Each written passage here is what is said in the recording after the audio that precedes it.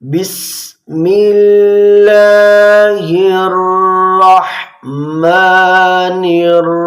الرحيم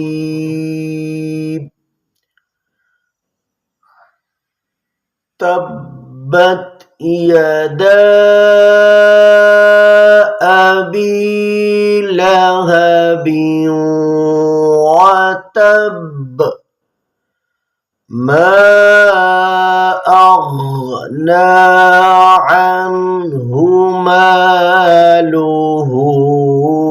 وما كسب سيصلى نارا ذات لهب وامرأته حمالة الحطب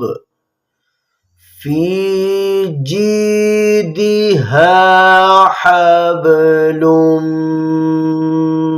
من مسد